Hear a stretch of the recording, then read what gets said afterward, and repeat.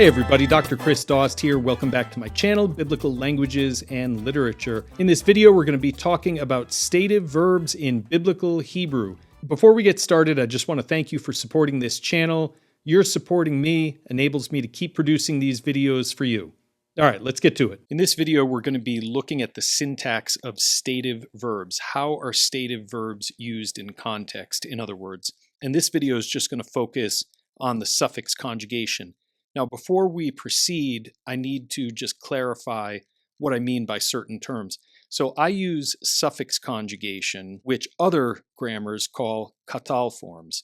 Now, katal is just a Hebrew form from the root kuf tet lamed. It's the third masculine singular suffix conjugation form, and that is the term that has come to be used in many grammars to represent the suffix conjugation form of verbs in any binyan or in any conjugation. So the G stem, the C stem, the D stem, etc. Other grammar books use the term perfect as opposed to imperfect.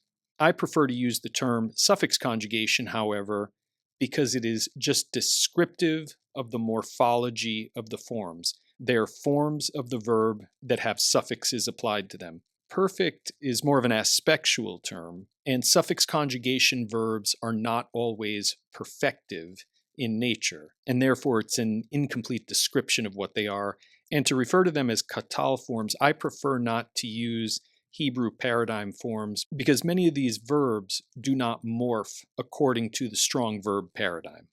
So as you've probably noticed in many of my other videos, I just use the term suffix conjugation to describe these verbs that are formed with suffixes attached. Now, before we get into the syntax of suffix conjugation verbs, I just want to quickly look at the standard morphology of G-stem suffix conjugation verbs. So let's use the root shin mem resh. Shin mem resh. In the G-stem, the forms are shamarti. That's the first common singular, shamarti. The second masculine singular is shamarta. Shamarta. The second feminine singular is shamart. Shamart. The third masculine singular is shamar. Shamar. The third feminine singular is shamra. Shamra. The first common plural is shamarnu. Shamarnu. The second masculine plural is shmartem. Shmartem. Second feminine plural, shmarten. Shmarten. And then the third common plural is shamru. Shamru.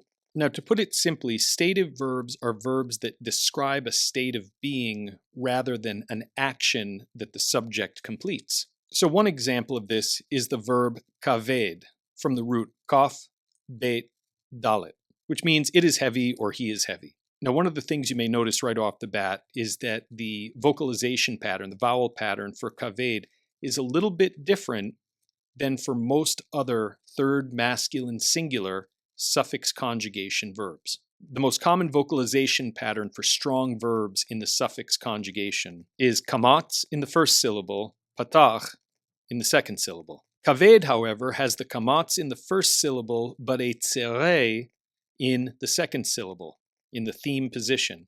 As we said, normally we would expect a patach, which is a short A-class A-type vowel.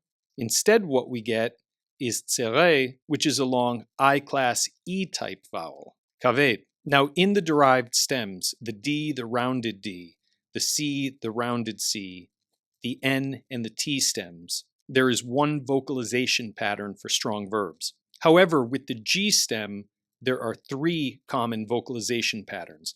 The most common is the A-class vowel pattern, where you get a long A-class A-type vowel in the first syllable, kamatz, and a short A-class A-type vowel in the second syllable, patach, as in the word shamar, shamar, or katal. But there are two other common vocalization patterns. One is the A-class I-class type. the other is the A-class, U-class type. So the form kaved, for instance, which means it is heavy or he is heavy, has an A-class, I-class vowel pattern. The long A-class, A-type vowel kamatz in the first syllable, and the long I-class, E-type vowel tsere in the second syllable. With regard to the AU pattern, a paradigmatic form is katon, which has the long A-class, A-type vowel kamatz in the first syllable, and the long U-class, O-type vowel cholam in the second syllable.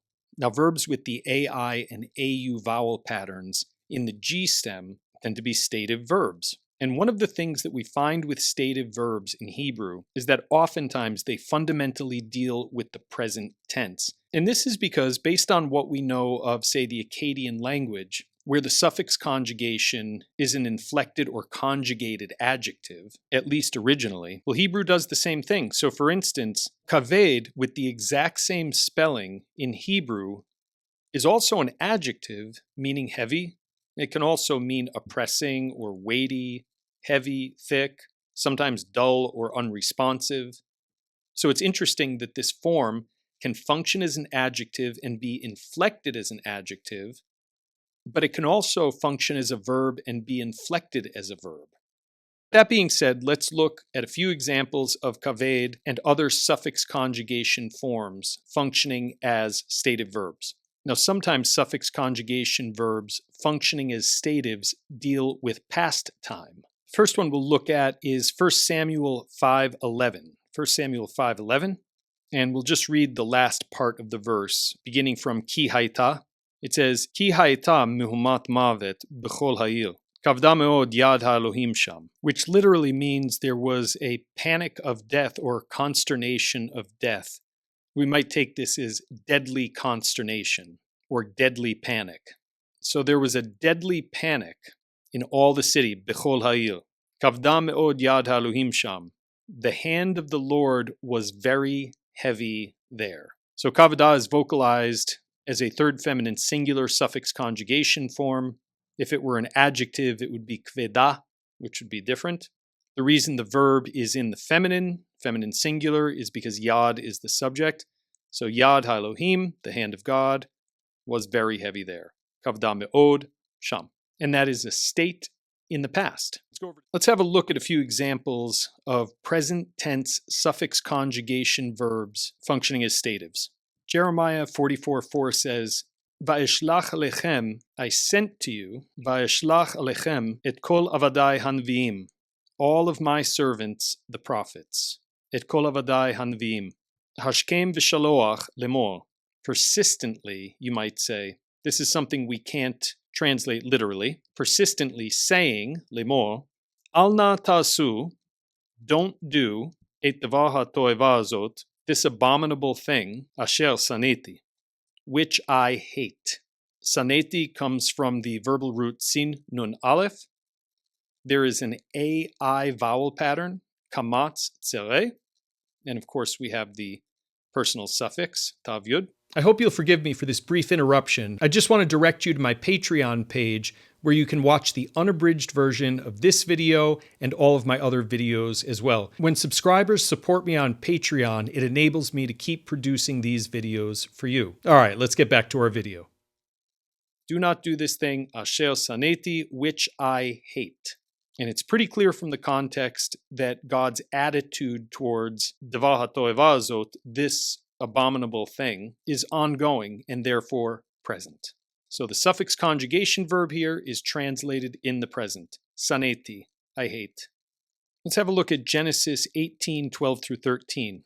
18:12 begins, Vatitzchak Sarah, then Sarah laughed, b'kioba, to herself, lemor, saying, Vatitzach Sarah b'kioba lemor, acharev loti, after I am worn out, haitali edna, will I have pleasure?